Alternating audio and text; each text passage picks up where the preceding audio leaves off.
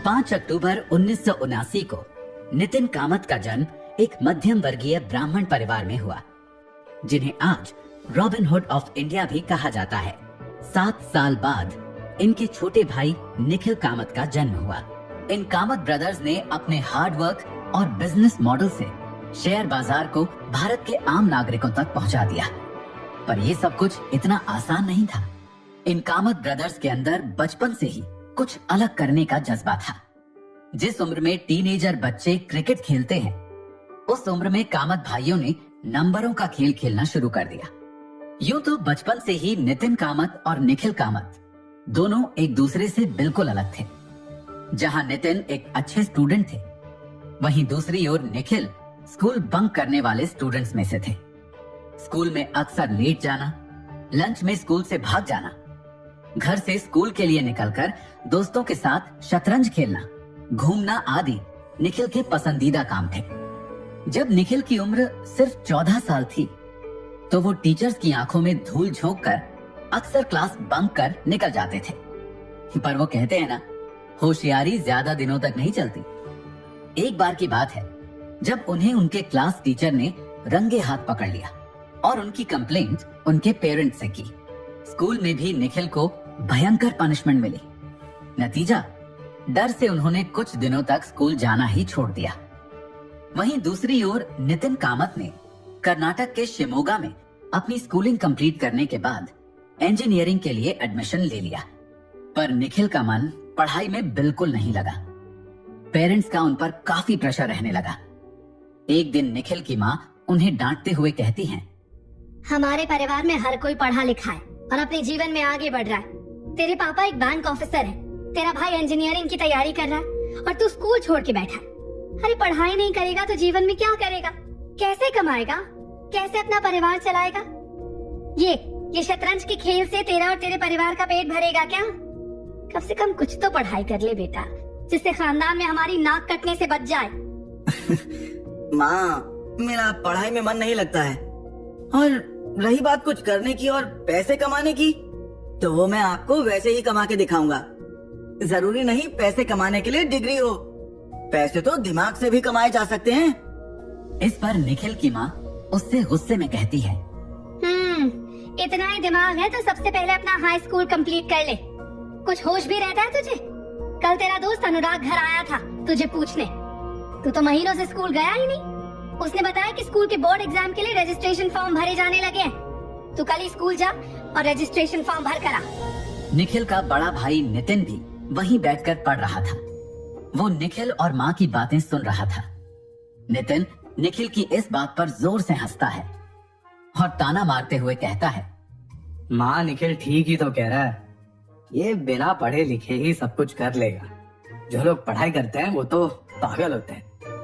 निखिल तो होशियार है, इसे तो ऐसे ही यूं चुटकियों में करोड़पति बन जाना है। नितिन की ये बात सुनकर निखिल कहता है, भाई आप तो मजे न लो, मैं माँ को कन्विंस कर रहा हूँ। आप मेरा काम बिगाड़ रहे हो, भड़काओ मत माँ को प्लीज। ये बात सुनकर नितिन जोरों से हंसता है। निखिल नितिन की हंसी से चिढ़ जाता है और कहता है, भाई बस करो, आप पढ़ लो, वरना अब इंजीनियरिंग गले में अटक जाएगी।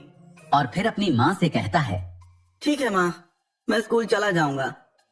बाकी जिस तरह से टीचर ने मुझे स्कूल से निकाला था, मुझे नहीं लगता वो मुझे दोबारा स्कूल में घुसने भी देंगे।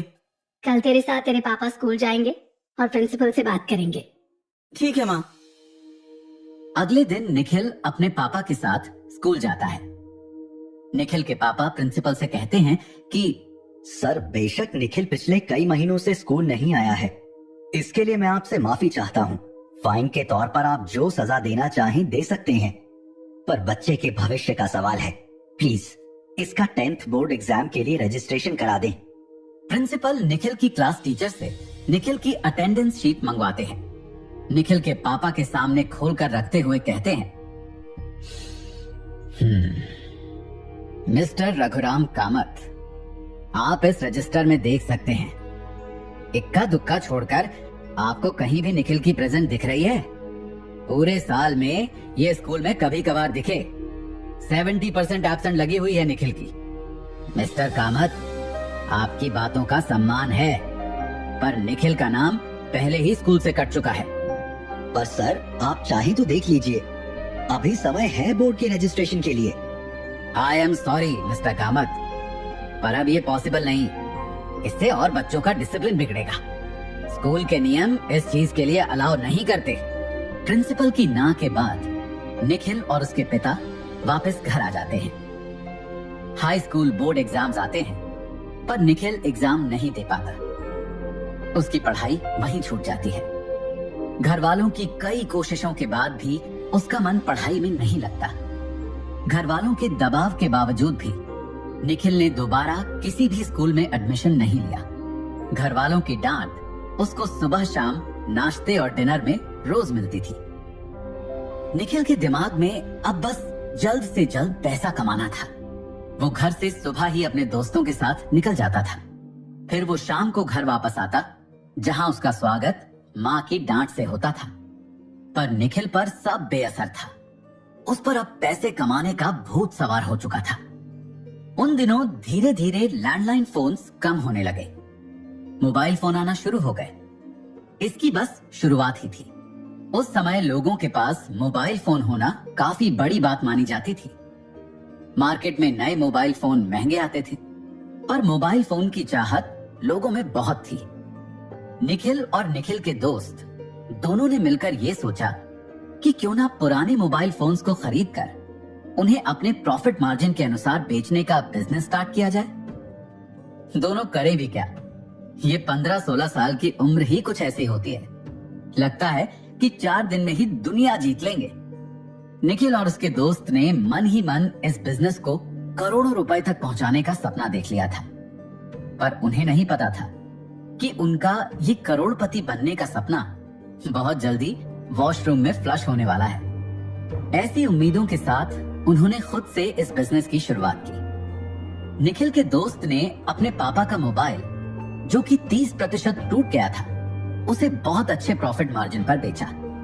यहीं से निखिल और उसके दोस्त में इतना कॉन्फिडेंस आ गया जितना शायद टाटा बिरला में भी नहीं होगा।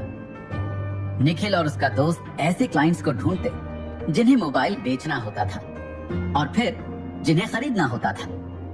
इस तरह से दोनों ने काफी मोबाइल्स की खरीद फरोख्त कर अच्छे खासे पैसे कमा लिए। वहीं निखिल के घर वालों को निखिल के इस बिजनेस के बारे में कुछ भी नहीं पता था। निखिल और उसका दोस्त इस काम को बहुत छुप कर करते थे।